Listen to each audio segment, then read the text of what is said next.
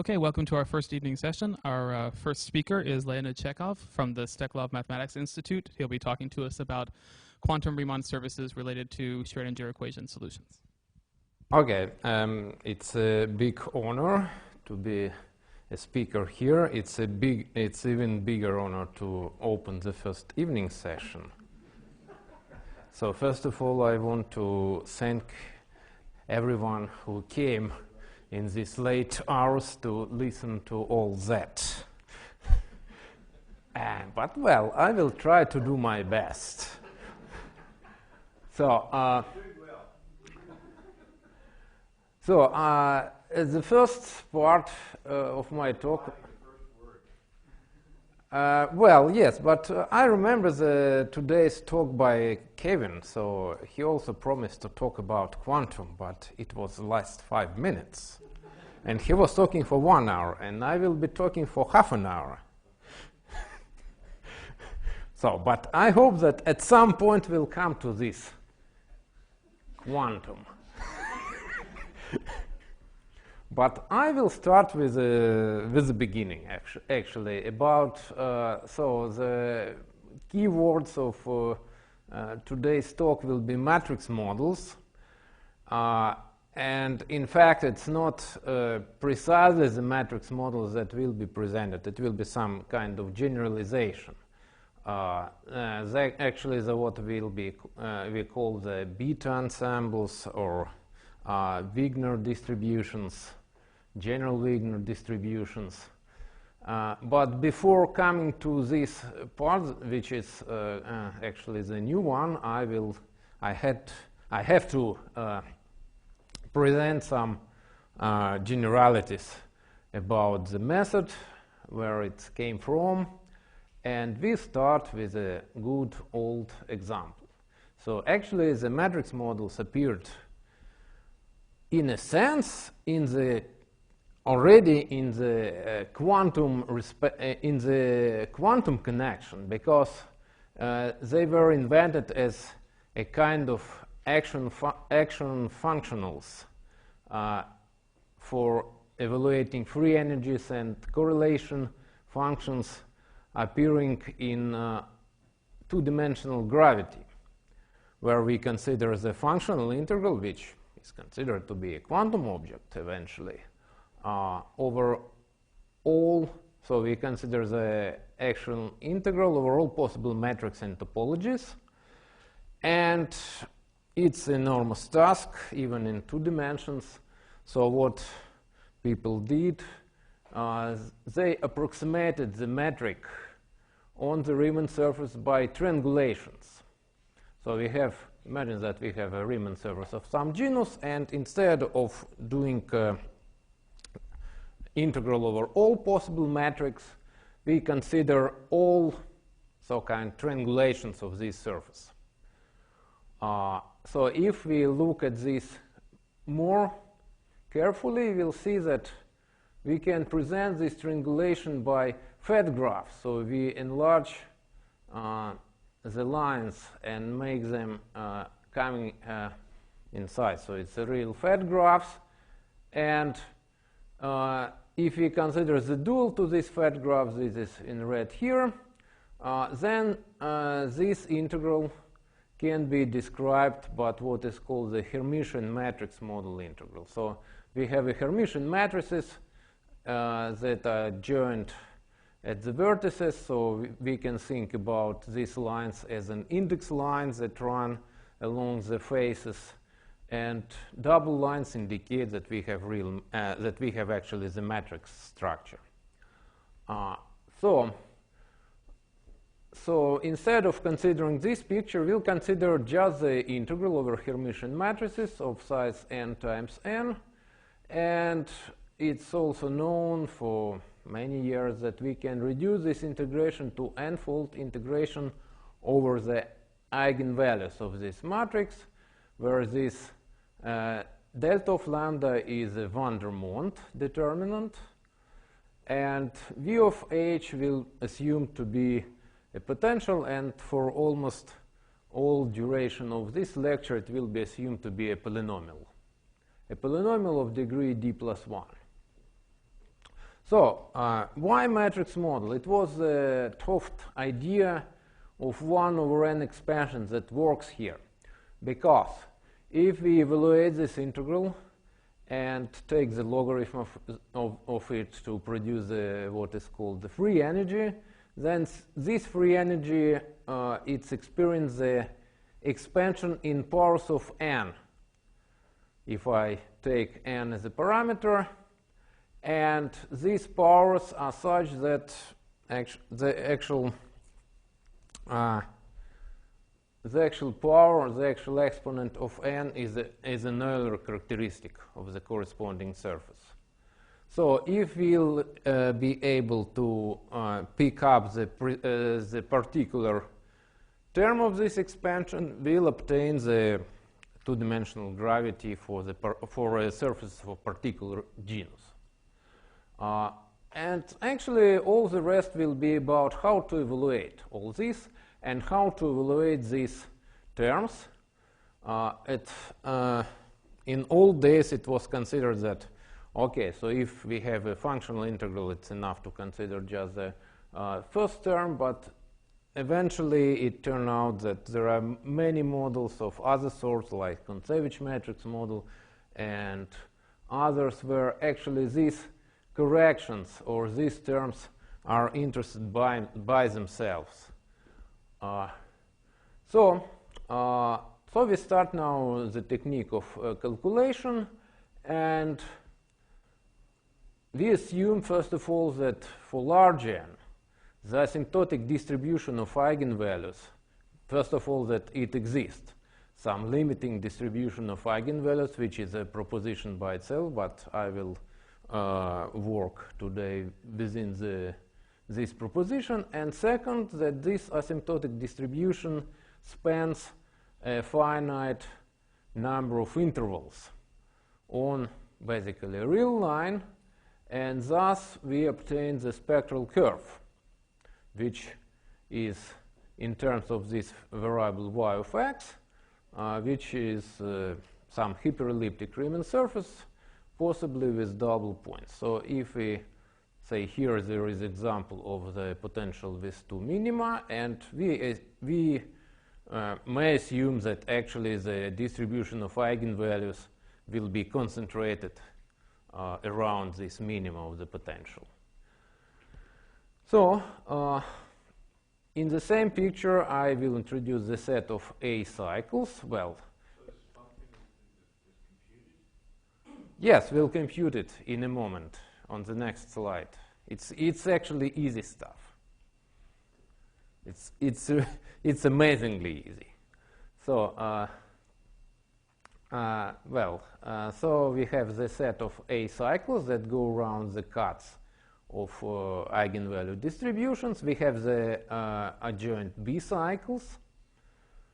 Say in this example, we have one extra A cycle, which we actually drop out when we consider the set of real A cycles, but I want to keep it because we also have a special contour that is homotopic to take in the residue at infinity, but I will take this contour running precisely along these cycles or these cuts. Why? Because in principle we can have some other singular points somewhere, like zeros of some functions or so on, so I don't want to take them inside these cycles, and this is just a precise definition of what we have. So we have this special contour, and if we are able to evaluate this, the first correction, even the first correction or leading term, sorry, not correction, but the leading term, it's interested by himself because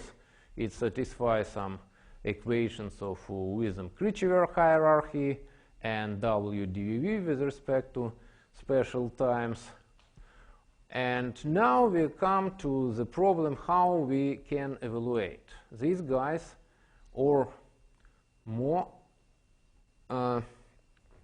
general, besides the free energy, we also are interested in the objects that are called resolvents or correlation functions, and these resolvents are means of this combination 1 over x minus lambda I, and they can be obtained from the free energy by the action of a special operator in terms of this Tk, where just recall that Tk are just coefficients of this potential. And if I define this simple differential operator, then this simple differential operator I can associate with what is called the loop insertion operator. And indeed, the action of this on the free energy produces the one-point resolvent. And more general, if I have the t-point resolvent, it can be produced by the repeated action of these operators on the one-point resolvent or on the free energy, if I want. Where also I segregate the connected part of this, and each t-point resolvent admits in turn the expansion in powers of n, so or so-called the old genus of 1 over n expansion. So we introduce the operator of the loop insertion operator that acts, so it raised by 1 the order of the resolvent, and it happens in this series that it's convenient and correct to consider these resolvents as object, as actually the symmetric T differentials on the Riemann surface. So this operator acts from the space of T differentials to the space of T plus 1 order symmetric differentials. And now we come to the main object. So now we come to the loop equation, and the loop equation, it expresses the invariance of the integral under the change of integration variables of the special form, and is exact. And actually this loop equation is a generating function for Virasoro conditions in this theory. So when I perform this, I will get the following equation. It's the first in the chain of Bogolubov equations, and it relates one-point correlation functions with two-point correlation functions. In general, we know that this chain of equations is never closed. So when I consider the equation for two-point correlation function, it will involve three-point correlation function and so on. But what saves the day? It's just the slogan of the conference, I think, is that this term comes with explicit correction 1 over n squared. So when we are interested in 1 over n expansion in the leading order, we can just neglect this. And then if I remove this, then we obtain an amazingly simple equation for the for the leading term of the one-point resolvent. If I make a shift by v prime here, then we obtain just the simple algebraic equation for y. So y squared is 1/4 v prime squared plus this part, and this part is itself a polynomial of degree d minus 1. So we obtain just the simple algebraic equation, and this algebraic equation describes the hyperelliptic Riemann surface, or just the hyperelliptic curve. Yeah. So our goal will be looking for such functions or such differentials Wt that solve the corresponding loop equations. If we find them, then we say that, well, we so we found the solution. It turns out that amazingly enough, if we introduce a set of what is called the flat variables, so just say, independent variables, which are times of the potential, and occupation numbers. So if I come back here, even here, so occupation numbers are fractions of eigenvalues that live on the corresponding cuts. Then the variations of the objects of this one-point resonance with respect to these flat variables are nice algebraic geometrical objects. So if I, say, differentiate the one-point resolvent, or better to say the leading contribution to one-point resolvent with respect to these occupation numbers, I obtain the canonical holomorphic differential, which satisfies the canonical normalization. And if differentiating with respect to these times of the potential produce the Whitham Krichever meromorphic differentials that have a pole of order k plus 1, I think, right, at infinity, and it's normalized to a cycle, so integrals of a cycles of these differentials are zeros. And the last set of relations, this is exact, comes from some other considerations, and it tells us that if I differentiate the free energy without even expanding it into 1 over n, I obtain the exact relation that this differential is integral over B cycle of this derivative, which is itself the one-point resolvent. So this is the exact Seiberg-Witten relation.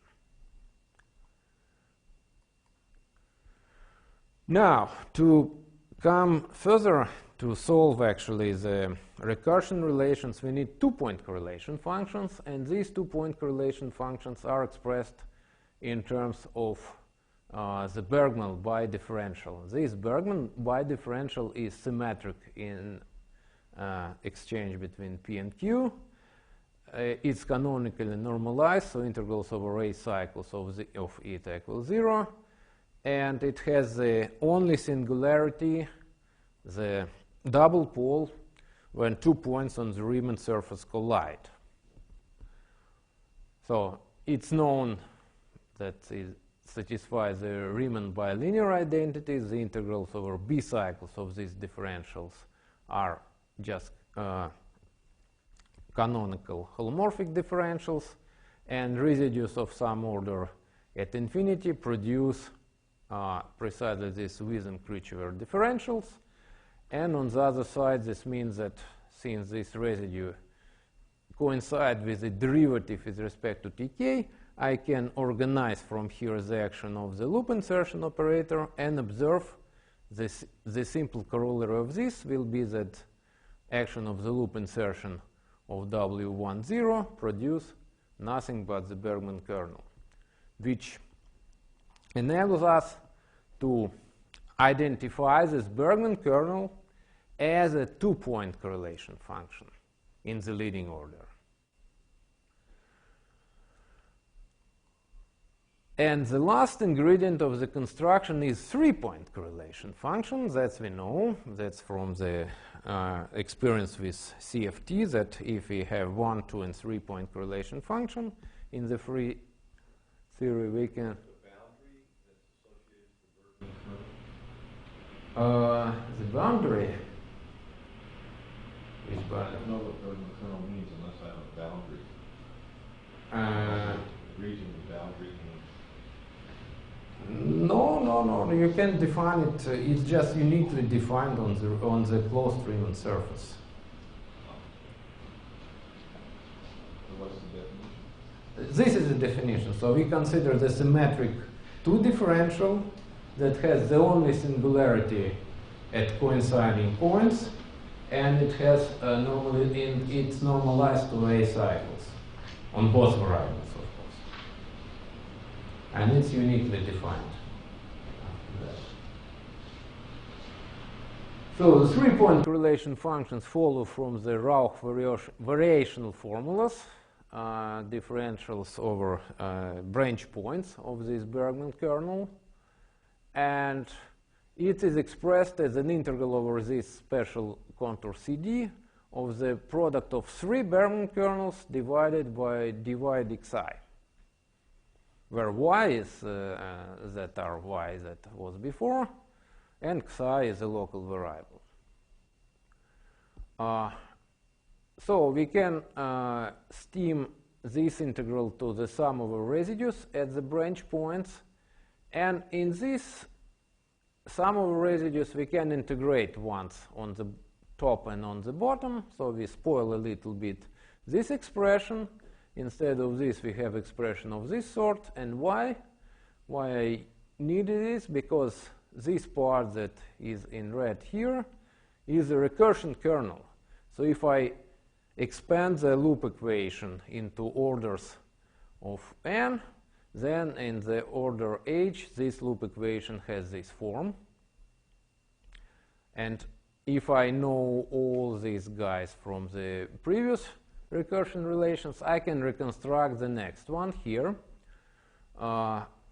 precisely by this action of this recursion kernel on this part. And I will take care of this polynomial part because simultaneously this dE, which is the integral over the Bergman kernel, makes a projection to the normalized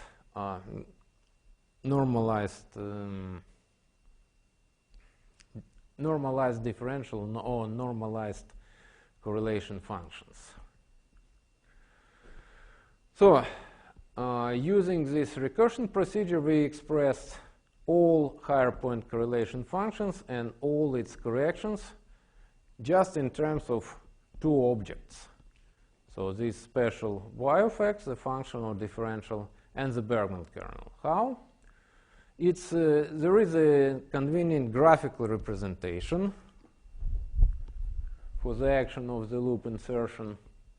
So, if I act by this loop insertion on the 2-point correlation function, I obtain the 3-point correlation function, which I present in the graphical form as 2 Bergman kernels and 1 integral of the Bergman kernel integrated at the vertex over this contour CD with this combination of y functions.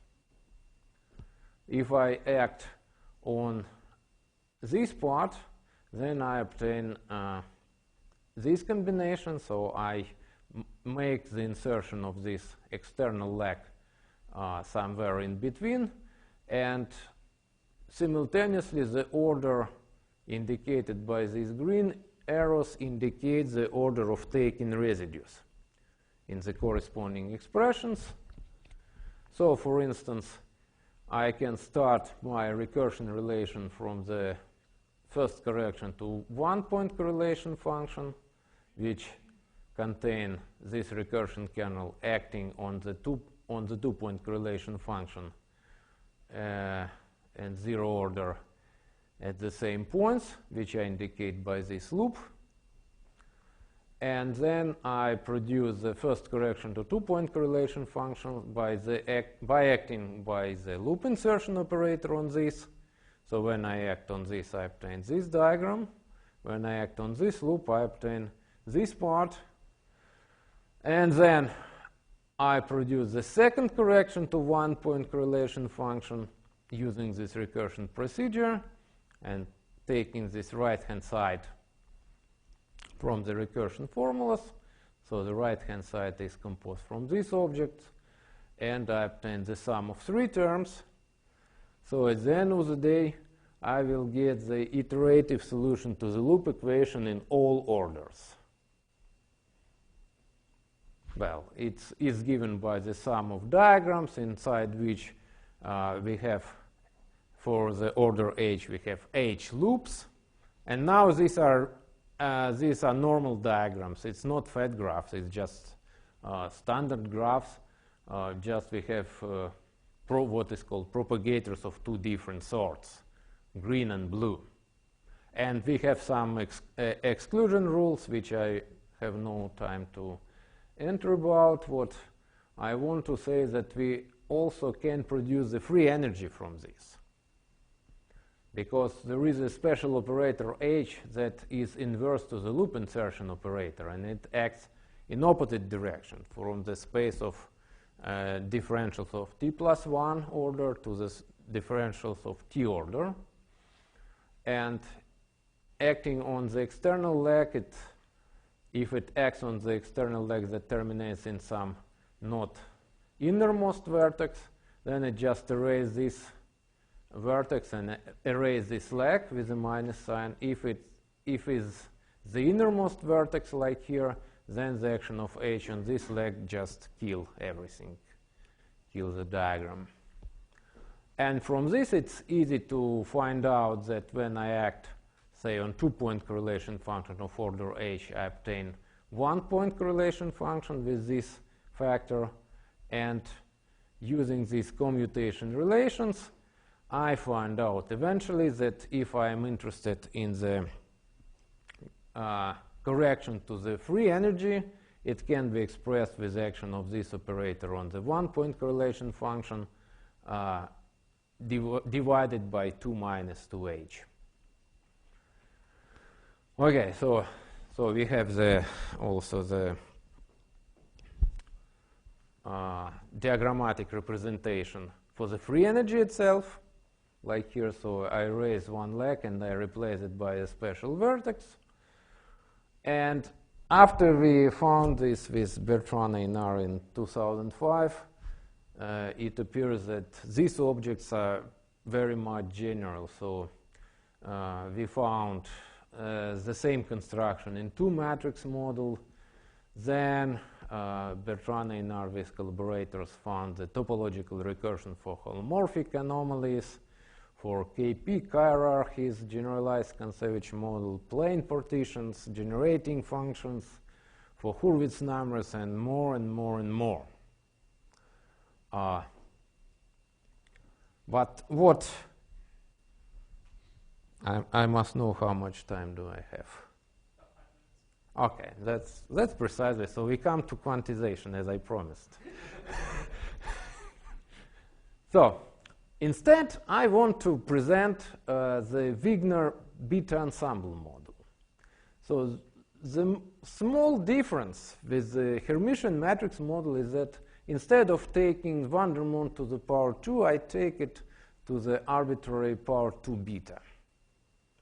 For some betas, I have also some matrix models, but just for 2, 1/2 and 2. For general beta, we don't have any matrix model, and we consider it just as a model of eigenvalues, as an n-fold integration. So again, if I consider the free energy of this model, we found, again with Bertrand in 2006, that this free energy can be presented as a double expansion, as a double series in 2 parameters, n to the power 2 and the parameter square root of beta minus square root of beta minus 1 over n. But I don't want to talk about this, because this is a kind of quantization, but still not. Just to mention that there is no obvious interpretation of these integrals in terms of triangulations of Riemann surfaces. I have a look again to the loop equation. So the loop equation, it has almost the same form, except we now have a new term here.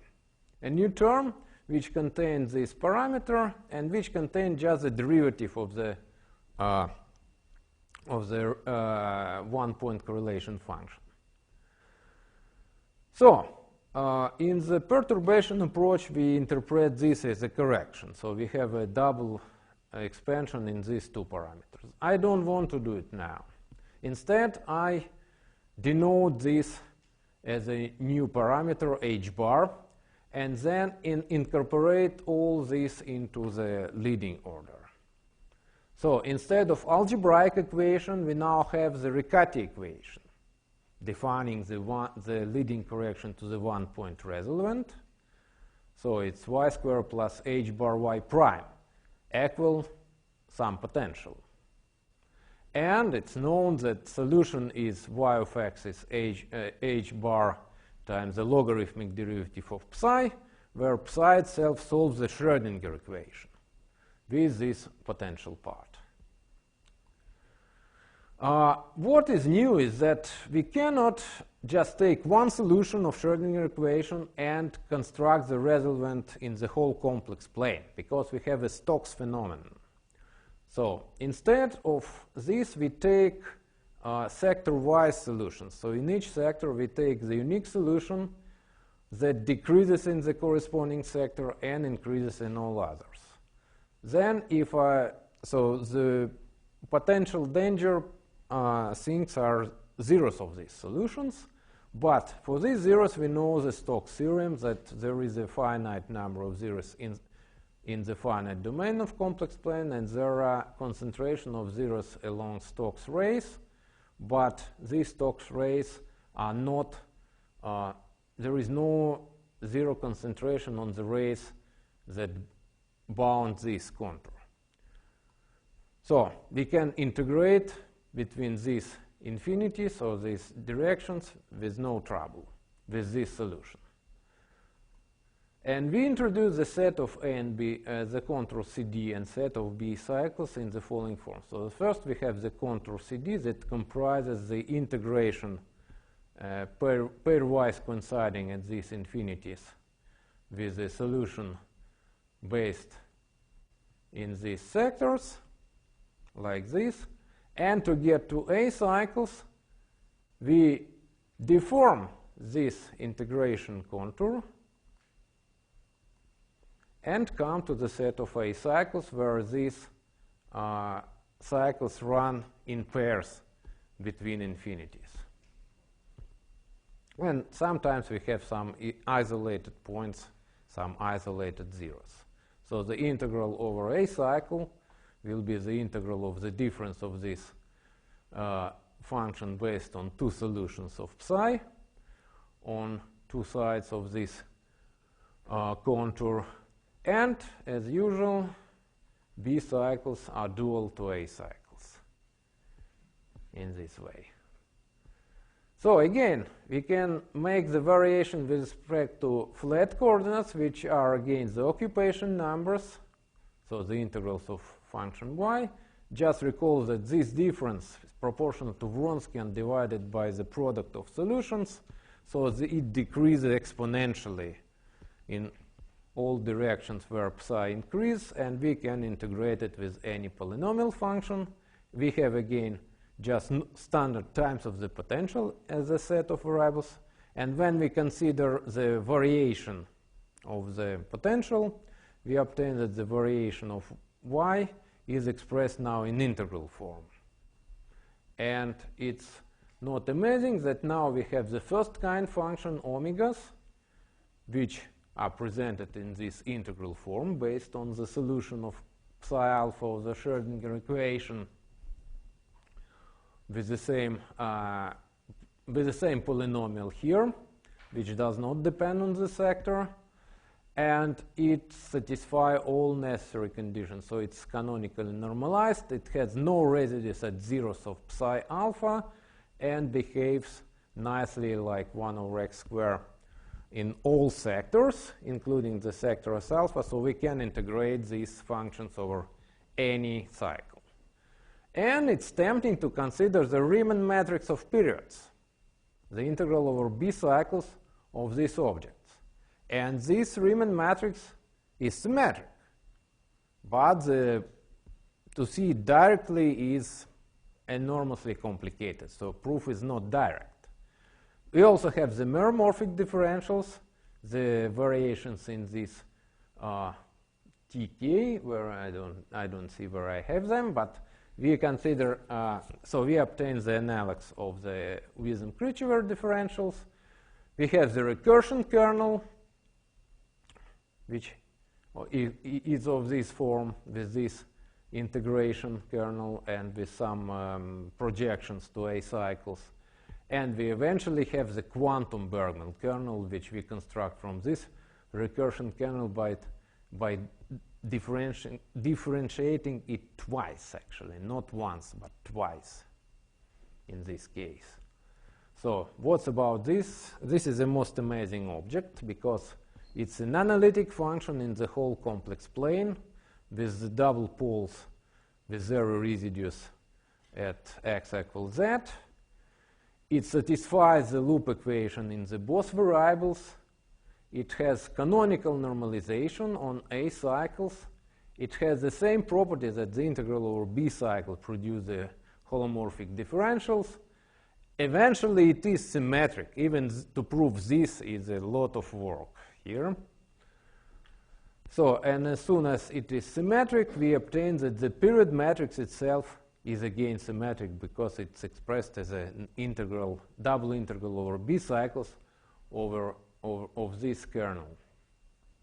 And again, it's not amazing now that we can define the action of the loop insertion operator and the action of this on the one-point resonant produce this Bergman kernel.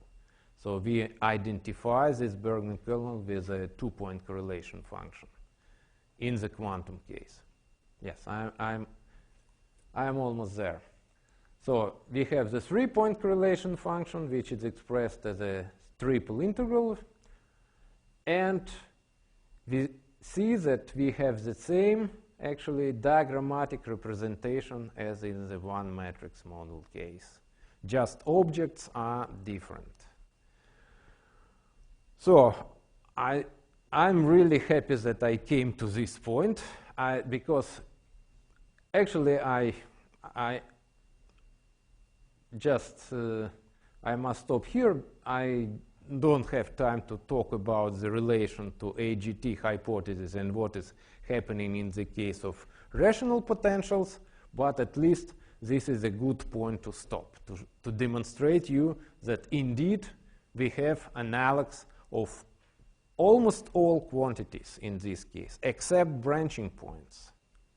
So the one thing that we cannot answer is what is happening with WDVV. Do we have any? That I still don't know. But all the rest is here. All the rest is here, so I must stop. Thank you for attention.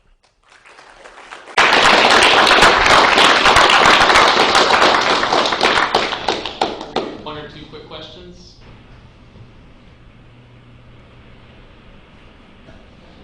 So in what sense is quantum kernels?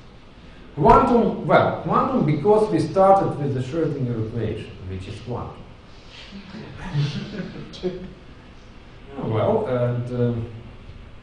But also,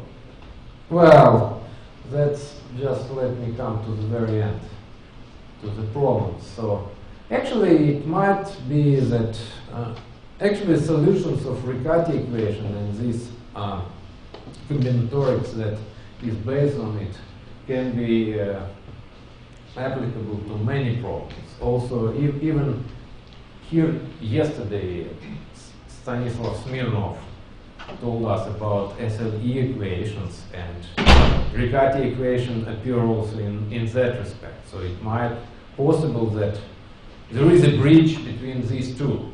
So it's not only a bridge to quantum, but it's also possibly the bridge to chaotic systems that is hidden in this non-perturbative approach.